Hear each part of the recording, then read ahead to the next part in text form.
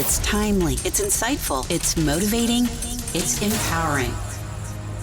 It's Time with Fred, your inspirational broadcast with host Fred Gaddy. Hello, and welcome to another edition of the Time with Fred podcast.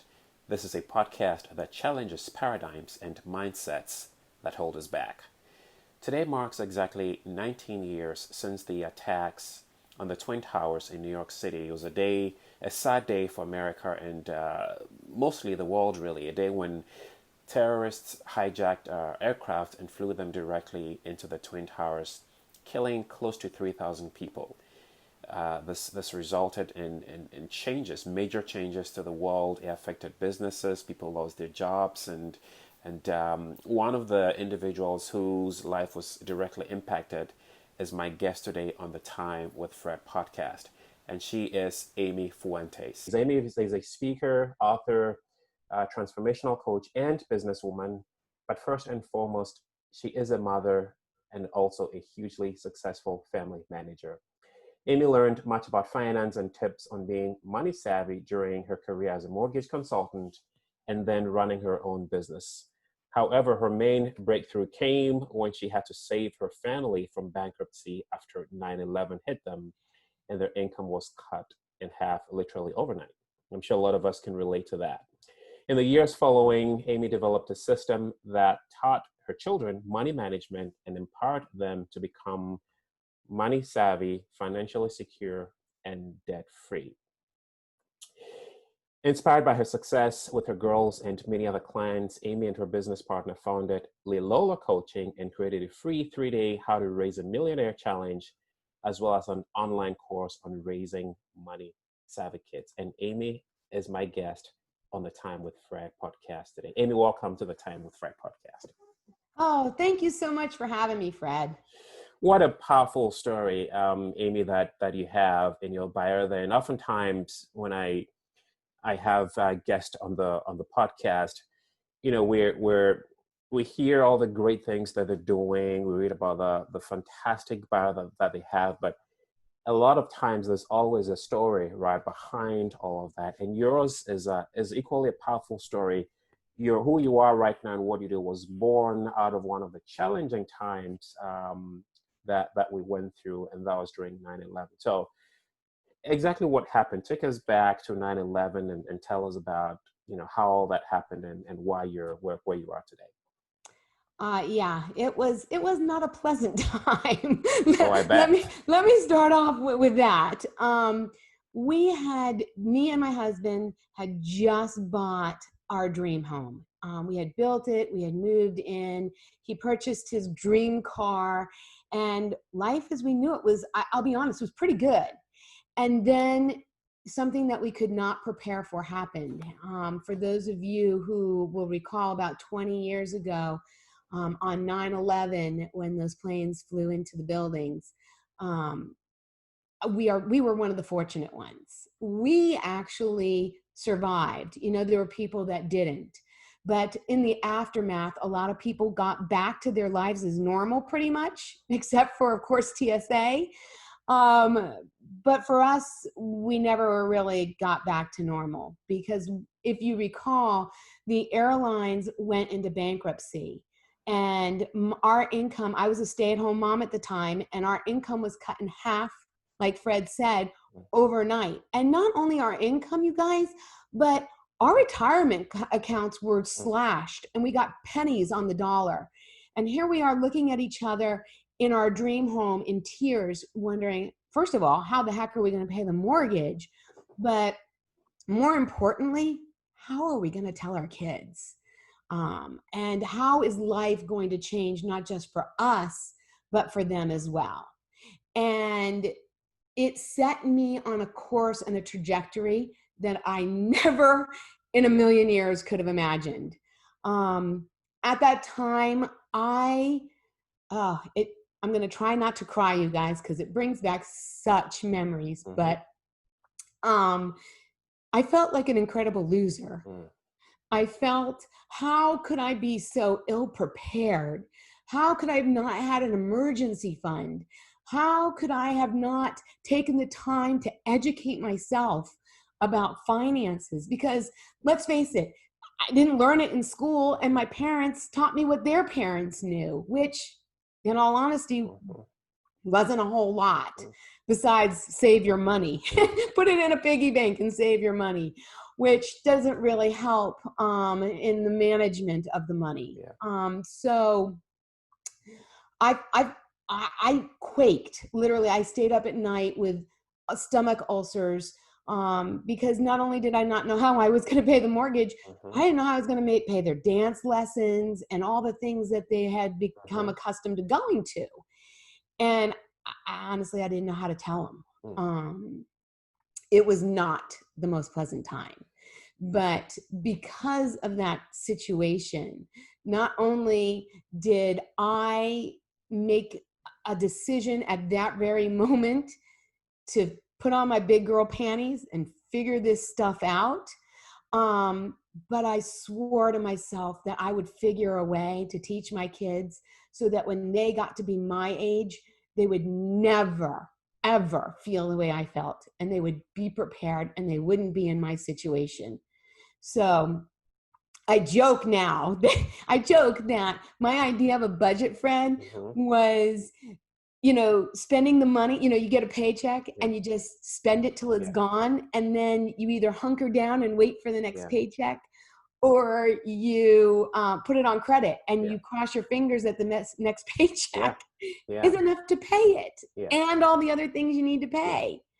And a lot of times now that the money was cut in half, there wasn't enough.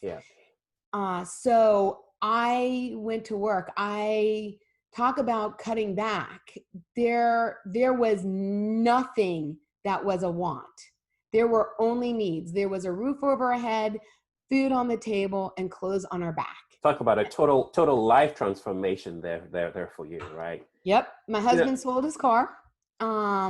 We were lucky because as a result of this, I had to go back to work, and we needed something flexible because he traveled so much, being in the airline industry. And so I was introduced to the mortgage industry. Now, at the time, I didn't even know how to use a financial calculator. And the learning curve was drastic. But as a result of that, I learned how to do mortgages, and I was able to refinance ours in a type of mortgage where we only paid interest. Now, I wouldn't advise that for you. Of course. Let me tell you that right now.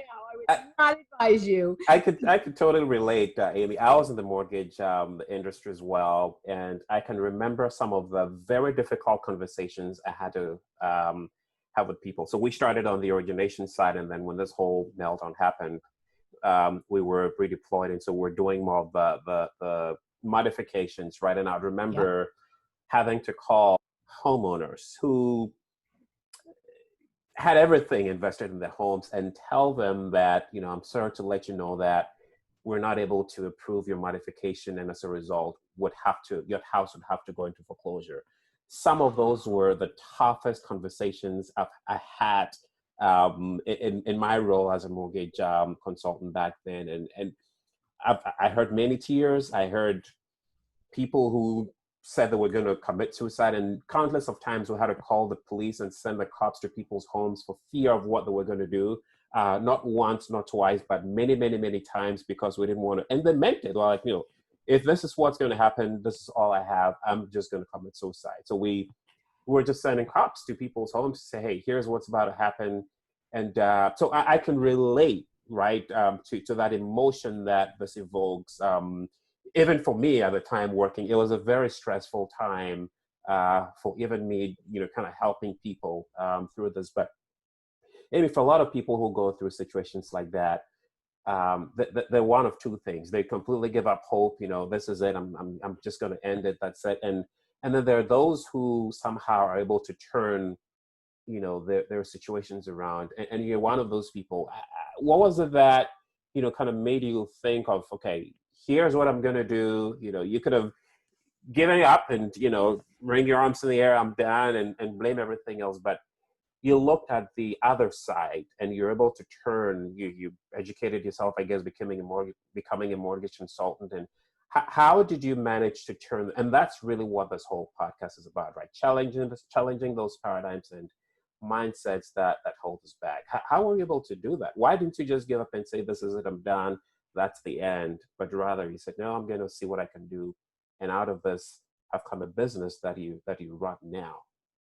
Yeah, Long question, but it is a long question, but it's a great one, Fred. It's a really great one. It's hard for me to put my finger on exactly what it was. It's just not the person that I am. I'm a fighter, and I'll go down swinging. There were many days that I thought, I'm not going to lie. I'm not going to sugarcoat it. There were many days that I just bawled all day, that I sat down on the floor and just cried, or we would look and we would have to explain to our children that, we weren't able to continue life as we know it. And now everyone is going to have to pitch in. I will say that it was a huge learning experience for all of us and a huge growth potential for all of us. And sometimes things happen in our lives that wake us up, and usually the ones that wake us up are not the ones that are the feel-good ones. But once we wake up, they impact our lives in a positive way moving forward. It's this thing called, someone I listened to recently named Eric Edmage, he calls it the hindsight window. The period of time between when something terrible happens and the time that you realize, yeah, that happened, but it was for the better. That time frame, for some, may be a lifetime. For others, may be years. And for the shorter you can, the quicker you can shorten that hindsight window, the so much happier you are. And I found also that for me, I needed to take action. Just after I took my pity party, and bawled on the floor for quite some time. I'm not going to say it was an hour. I'm going to say it was weeks. I eventually said, you know what? I'm fortunate. My husband wasn't in one of those planes.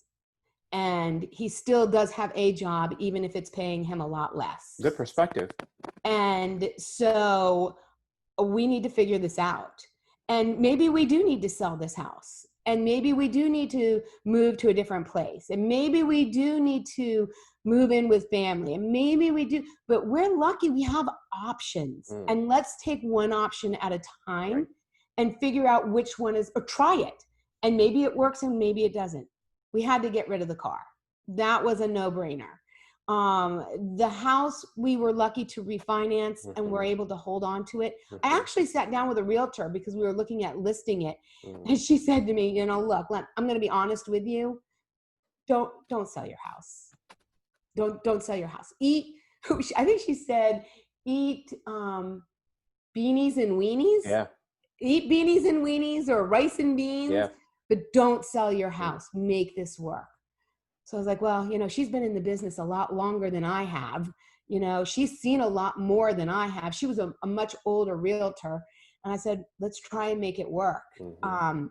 We created a system where we actually, this is painstaking to tell you, but we could not spend even a penny without either A, getting a receipt, or B, writing it down on a piece of paper if we paid cash for it. But that's how you become financially savvy, right? You know where your money's going. You can't manage money if you don't even know where it's going. So my first step was to figure out where the heck is it going? And you would be amazed, at least I was, amazed at some of the places it was going that we know that it goes to like utilities and rent and car payments and food. But the things that we don't know that it goes to, the little purchases, you're not going to get in trouble by doing the big ones. You get in trouble by doing the daily little ones that just quickly add up and get out of control.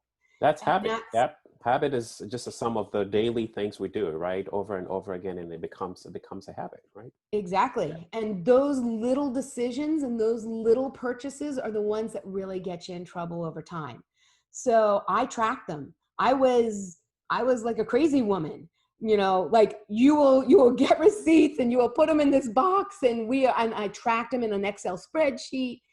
And then I started figuring out, how am I going to teach this to my kids? This is way too time consuming, cumbersome, and everything else. And I started reading a lot of books, things like Rich Dad, Poor Dad by Robert Kiyosaki. Yeah. It was really my go-to book for the beginning. In there, he actually says that he had a business at a very young age, like in its single digits or 11 or something, very, very young. And he said in his book that you can challenge children to have a business very young. So I said, all right, I'm going to try it. So my kids, I think they were in elementary school. I want to say they were in like 3rd or 4th grade, maybe 5th. And I told them that they needed to find something somebody needed or wanted. Mm-hmm. And you needed to find a way to provide that for them, that they would pay you. And we did a business plan, and they typed it in their computer, and a 486 DS, one of those big albatross ones, not like the flat things that we have now. We had one for the entire family. But they typed it in, and I will tell you, one of them was my oldest decided that she wanted to help people who were too busy to wrap packages for Christmas, and wanted to help people who wanted to wrap ones that were special from Santa. So she put out what she called All Wrapped Up. And she helped her teachers and people that she interacted with in the different religious, affiliations that we had and things along those lines, and helped them wrap gifts. And as simple as that may sound, it takes great skill to wrap a perfect present. I mean, I'm not one of those. I mean, sometimes we get present and you can tell there's a lot of detail that went into wrapping it up and putting the bow. For me, I just slap the things around and but it takes skill. Yeah. A bag, that's my idea. So she had it all. We had bows and we had wrapping paper, and she, charged people a couple of dollars to wrap their gifts and made some money. Oh yeah. I'd have hired her to do mine for me too. Like $1 or $2. I think it was like $2 to wrap a gift. It wasn't $4. It wasn't anything major. And then my younger daughter, she loved, I had this recipe of 3 ingredients to make toffee. And she loved that. And so I'll never forget, she couldn't even reach the stove. She would have to bring a chair and stand on the chair and then stir it on the stove to make the toffee. And then it was too hot, so I would have to pour it in the pan to make it set. And she made Reagan's Tasty Toffee. Her name is Reagan. And she made Reagan's Tasty Toffee. And it was so profitable that she got tired of doing it. And she sold it to her sister later for $1. Wow. And her sister stopped doing wrapping of packages and started taking it over and called it Morgan's Tasty Toffee. And even in high school, she would do it. And if she needed some extra money, and would sell it. And they were in elementary school, you guys. But these are entrepreneurial skills, Amy, that schools don't teach anymore, right? But these are business skills. These are valuable skills that I believe. Now you're giving me all sorts of ideas now, because I'm looking at the things that our kids know how to do, and I'm wondering what we're going to be talking about after this podcast. But these are valuable skills, right? If we all could think about, well endowed with gifts and abilities. I believe our Creator gave us all. There's something I call, what do you have in your hands, right? That we all have something in our hands, but we just don't think about it enough to be able to think about how we can monetize this and use that, right, to bring about the changes and the miracles and the answers to the problems that we're looking for. But before we go on, Amy, let me ask you talked about the hindsight window. How long or short was your hindsight window after all this happened? Honestly, if you do remember that is. Yeah, I do. Years, because I was mad. I was angry. I was angry that I wasn't prepared. I was angry at my parents for not preparing me. I was angry at myself. I was frustrated that happened to us after we had done all the things that I thought were right. And it was a very very, very long time, years, before we could get to the point where I felt like we could almost breathe again, where it wasn't so tough to make ends meet that our numbers were always negative. And so what I'm hoping to do is I'm hoping to make that hindsight window less for others. But you did though, right? I mean, all the emotions that you expressed. I mean, we all do that. There's anger, there's frustration, even considering what's going on right now in the form of COVID, right? There's a lot of that at play, right? There Oh are yeah. people who are still working through that hindsight window, right? No, so even though it took you years, you got out of it. I think the danger for a lot of us, Amy, is that we remain stuck and we don't get out of it. And that's really where the challenge is. And that's what podcasts like this, that's what this is all about. And that's what we're talking about this, right? That regardless of how long that, do all that, cry if you must, and do all that. But after a while, we all have to learn to come out, to shorten that hindsight window and come out of whatever it is that we're coming out of. So I'm glad you share that, because life happens, right? Yeah. You're not the only one. We all went through that. And unfortunately, not everyone was able to come out of that the way you did. So it's okay for our audience who are listening or watching. It's okay to experience all of that, but whatever you do, come out of that, right? Right. And sometimes you just have to take a baby step in a direction. It doesn't even matter what direction, to start moving forward. It's hard when your finances have been hit, or you're going through divorce, or you lost a loved one, or you fill in the blank. Life gives us curveballs, but it's up to us to take those balls and throw them back, and really make an effort to not let that stop us from living, but to live our lives fuller as a result of it. And the experiences, Fred, think about an experience that you had. I'll give you a prime example. You ready? I moved 19 times in 18 years growing up. Wow. My family was not in the service. We just moved a lot. And we weren't like refugees. Well, once a year about, sounds like. Yeah, right? Sometimes more than that. And I was always the new girl in town, always. And so I would sit by myself at the lunch table, and I would be on the playground all by myself, and I would go home on the bus and sit in the seat all by myself. But because of that, I don't let anybody ever feel that way. Ever. I invite people and I tell them, look, if you're going to feel awkward, don't worry, because I'm going to be there right by your side. So you've got a wingman.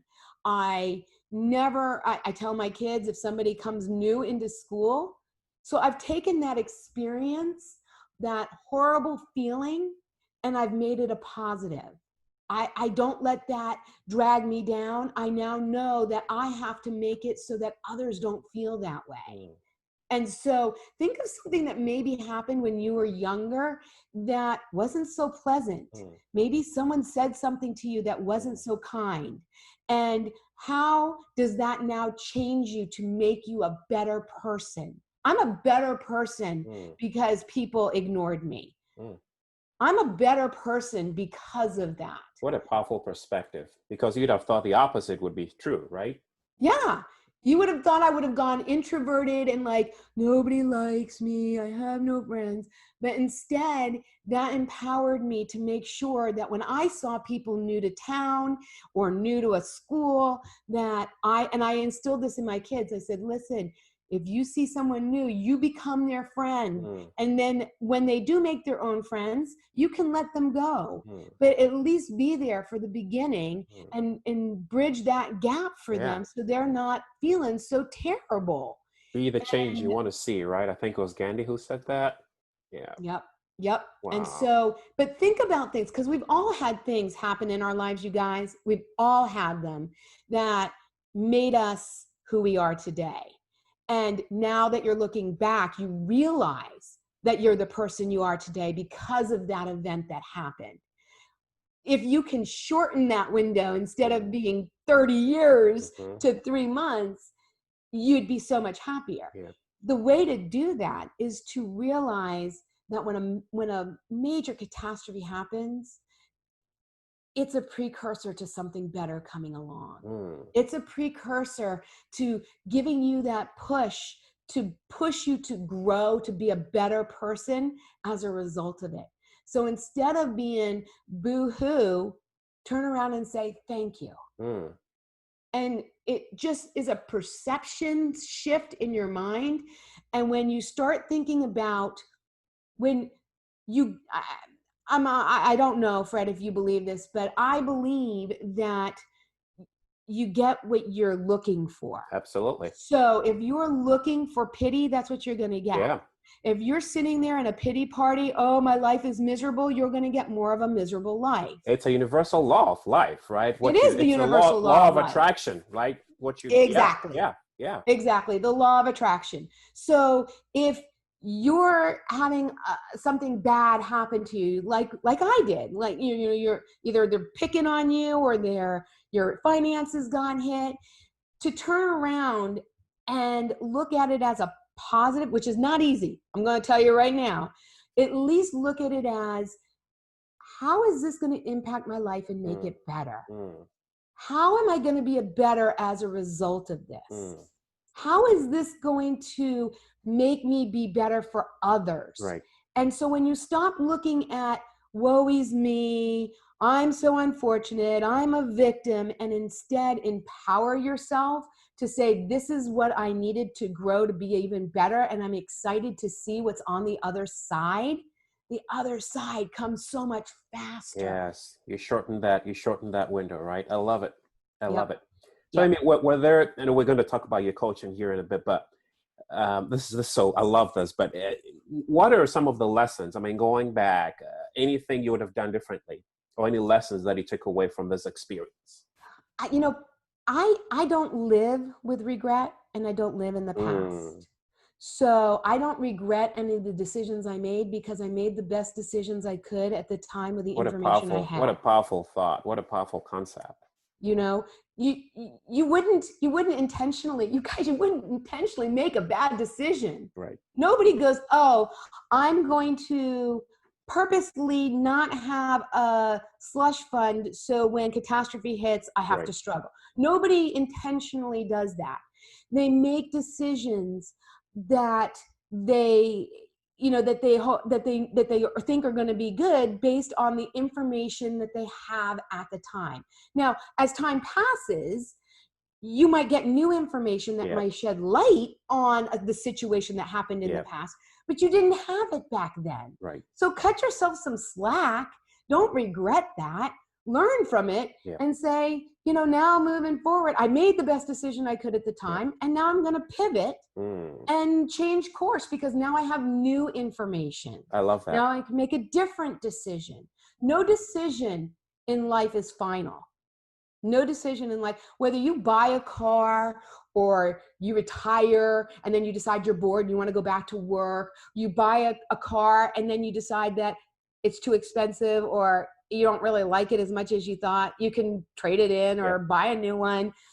You decide you want to move and you don't like it, you can move back. I mean, there is literally, I can't think of one decision that can't be undone. I love that. It reminds me of one of the books I read by Robert Schuller, the late Robert Schuller. I think the title was that Success is Never Ending, Failure is Never Final, right? It's all about evolving, right, and learning from our mistakes and experiences. I love that perspective, Amy. This is so powerful.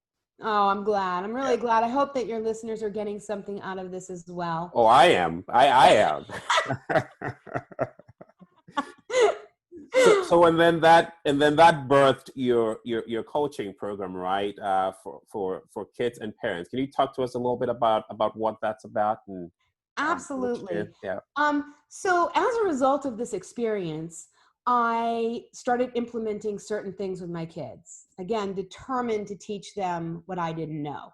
And learning along the way. So I know there's probably parents on here that are like, I'm really bad with money, Amy. That's okay.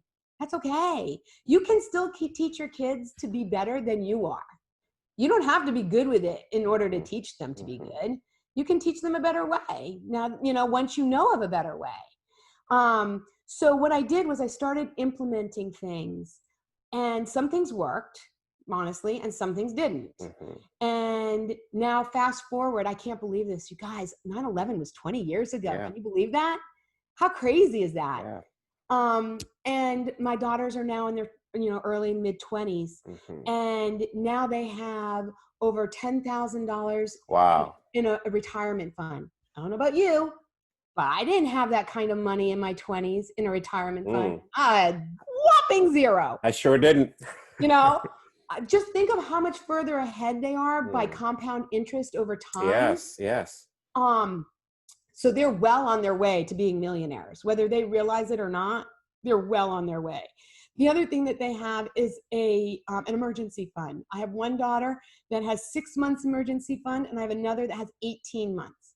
The daughter that has 6 months emergency fund is due to the fact that she actually used some of that money to pay to put herself through grad school without a dime from me, a bank, or anybody else. Are you kidding? Wow. So she did that on her own while she lived off my payroll outside my home. She paid for grad school, and now she's building that emergency fund back up. So she's at about 6 months. My second daughter has 18 months emergency fund in addition to her retirement, in addition to that. And I know a lot of you are going to be like, yeah, well, they probably got a job paying 6 figures. My youngest started making less than $50,000 a year. She lived on her own with a roommate, and she was able to save enough for 18 months reserves. Plus, she actually, in the last year, took a trip to Europe for 10 days. Wow. Paid for it in cash. And so if I can put on my big girl panties and teach my kids a better way to manage their money and have it actually work, then I know that it helps others as well. But let me tell you, Fred, at the time, I thought I was the only loser that didn't know how to do this. I thought everybody else had their stuff together and they had it figured out, and I was the only one that was struggling. But now I realize that there's a lot of people like I was, and they're just searching for, they don't have time. Parents nowadays don't have time, especially now with virtual learning and being quarantined. They don't have time to research and figure out what works and what doesn't and all this other stuff. So I have a friend who asked me about 2 years ago what I did with my girls. And I started coaching her. And in the first year, the results were so mind-blowing, profound, that she begged me to create a course and teach it to others. She said, not only do I no longer have fear about my son leaving the home and being able to support himself, I no longer have shame over the fact that he wants brand name clothes and I can't afford them. He wants to go on vacation and we can't really afford the kind of vacation he wants to go on. We no longer have arguments over money and wanting to do things. There's more harmony in the home. And in addition to the harmony, he has managed his money in a way that she couldn't even wrap her head around. Wow.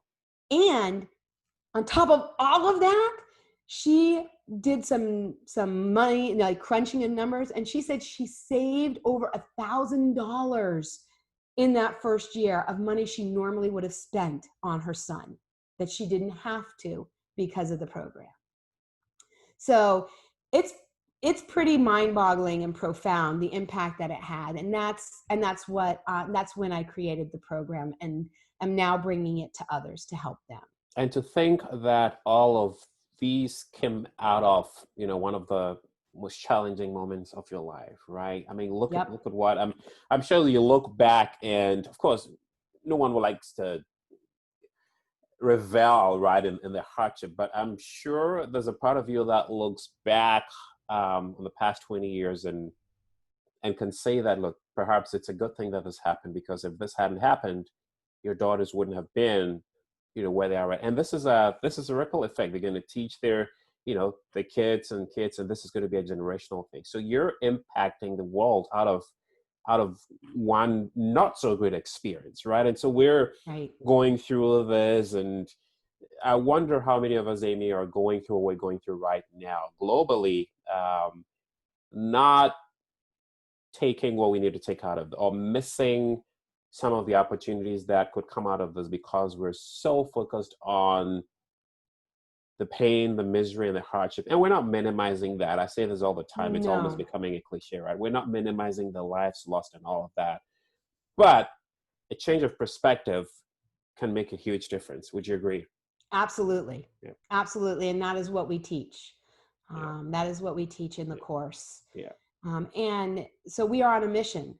We are on a mission to help raise a generation of debt-free, financially savvy, and independent adults, one child at a time. And we do that through helping parents educate their children about money, so that we can stop the generational thing, like my parents teaching me, and then I then teach my kids, and it just perpetuates itself over and over again. We want to cut that repetition off and instill tools and strategies that people can take, so that they can literally not have the stress and the anxiety that I had, or that parents have now with trying to figure out how they're going to teach their kids about money. And I'll dare say that for whoever's watching or listening, you don't have to have or be a parent with kids to learn, right? I mean, these are universal principles that any one of us can apply, right? Financially, right? To get the results, correct? Absolutely. Absolutely. These are, and the thing is, what a lot of people don't realize also is that this course is not like any other that you'll ever see, because there are no, like, what do they call those plans, those learning plans? There's none of those. There's no workbooks that the kids have to sit and fill out. There's no lectures that you have to give them, because that's not life. The things that we teach are how to implement these lessons while living your life. So you don't take time out, you do it while you're living. And so yes, the system that we have is so totally different than anything you'll find, because you're not going to sit your kids down. Your kids aren't going to want to have you lecture to them. They barely want to hear what you have to say these days anyway. But they do grasp the tools, and it becomes really fun and really exciting. Yeah.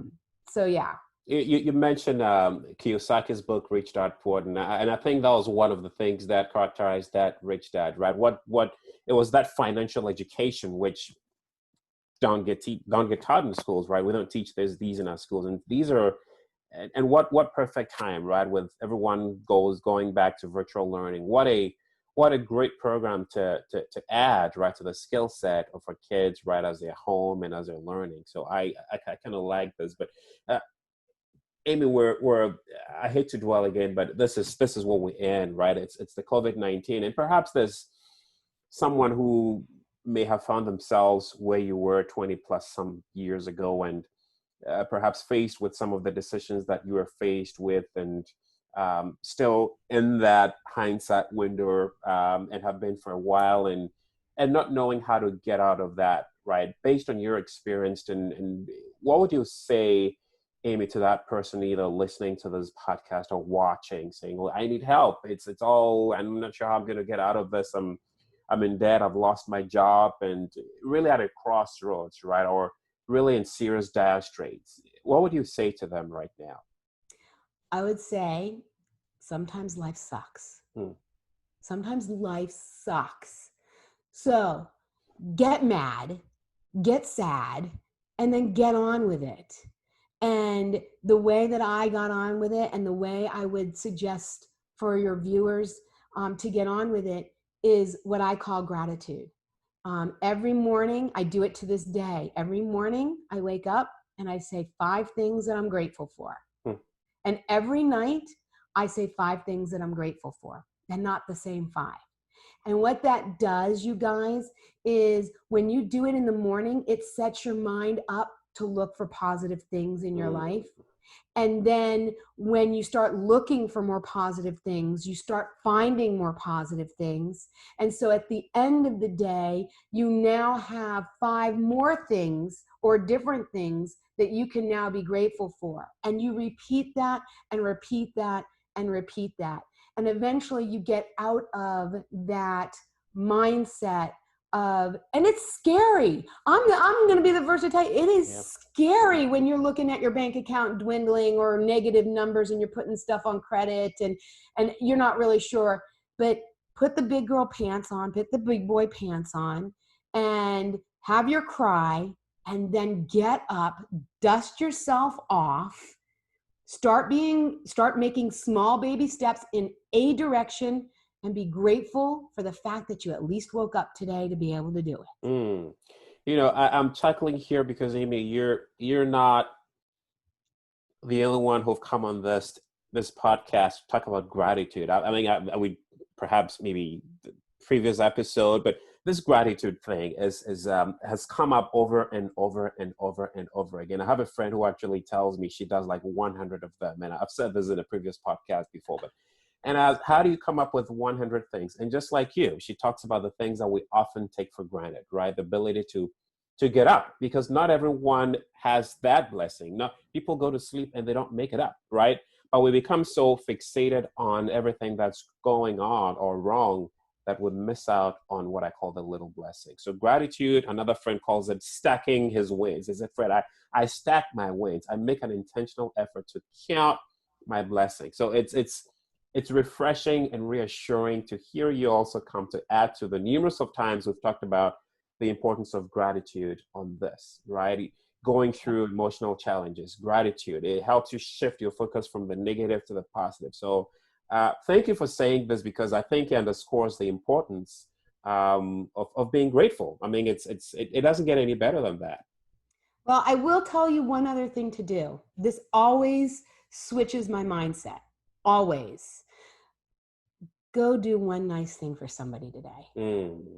When you do something nice for somebody, not only does it lift their day, but it creates a chemical release in your own body that makes you feel really, really good. And it doesn't need to be major. You don't need to buy somebody dinner. You can just smile at them. Yeah. You can just hold a door open. Yeah. You can just help somebody. The other day, I walked into a grocery store, and they had one of those coin machines where you put the money in, you know, all your coins, and it comes out, you know, and you go get the cash.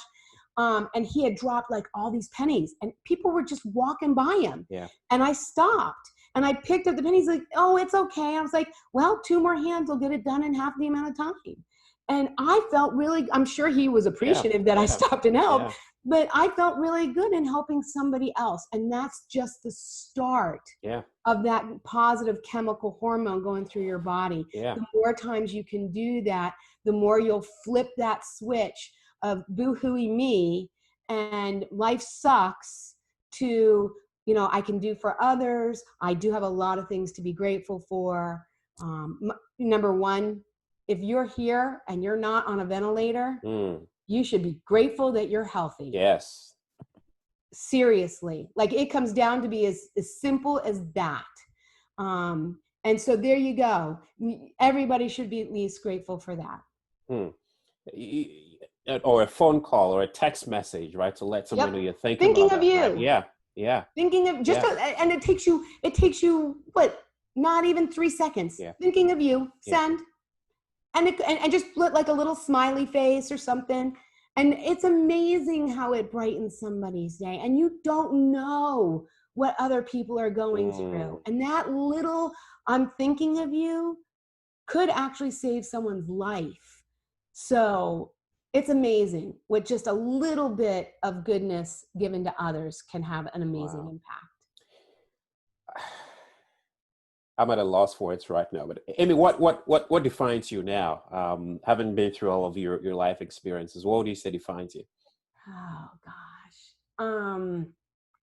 It's my quintessential question. that I ask Yeah, I would everyone. say kindness. It was funny because my Yeah. neighbor just today was saying, "You are the kindest person." I was like, "Yeah, that pretty much describes me." Kindness, compassion, kindness, compassion. And I really, really want to just help others. Mm. That's really what defines me every day, what makes me wake up. And, in the effort to try and make it easier on parents, make them less stressed, make more harmony in the home, and set our kids up for a successful future. And so if there's someone watching who needs information, for those watching, your website is going to be on the screen, but for someone actually listening on the podcast, what's the where do they go for additional information? Um, Well, we have two things actually. If you're listening to this and our challenge is still available, we're doing a free 3-day How to Raise a Millionaire challenge, Mm. where people can sign up. Like I said, it's totally free. It's not 3 full days, you guys. It's 1 hour per day for 3 days. I might want to sign Um, up for that myself because I could do quite a bit with $1 million. there you go. Well, it's raise $1 million, raising a $1 million kid is what Yeah, you're yeah. doing. And so that URL is raiseamillionairechallenge.com, raise a Okay. millionaire challenge. And then if you want to sign up for the course, the 6-week course, that's raiseamillionairecourse.com. Okay. And in that course, it's 6 weeks. It's all online. We do have a private Facebook group where we do questions and answers. We do coaching. And there's a lot more to the program. And if you're interested, by all means, go to those URLs. Again, raiseamillionaireChallenge.com or raiseamillionairecourse.com and get more information there. You can also always email us at info@LiLoLaCoaching.com. That's info@LiLoLaCoaching.com. And we'd be happy to talk to you and answer any questions you have. And it's for those watching. It's on the screen as well, so you can capture that down. But Amy, as we wrap this up here, I'd like to again give you the final words. I know you've addressed it directly our audiences, but any parting words as we kind of wrap up? Anything to for our audience to kind of think about as we end this podcast? LiLoLa, we created LiLoLa, which stands for Live, Love, and Laugh. And I think that all of our lives could use a little bit more love and laughter. So I'm sending my love with a little bit of laugh to all of you. Oh, Amy, thank you so much for such profound words of wisdom. I'm happy to hear. This is really what excites me about this, right? Hearing guests talk about the ability to turn their hardships or the challenges around, not only for themselves, but impacting many lives as well. And you're one of such people. And thank you for teaching us to live, to love, and to laugh. Best wishes to you, your business, to your family. And glad that there are people out there like you, Amy, using your stories to transform lives. Thank you so much for being our guest today on Time with Fred. And we hope to see you again sometime soon. To our audience who are watching or listening, we couldn't have this without you. So thank you for sticking around. I trust that you found this very beneficial. You found something valuable. If nothing else, a tip or two that you can teach your kids to help them get out of where they are, to help them become financially savvy adults. So again, thank you so much, Amy. Thank you for having me, Fred. Pleasure is all mine.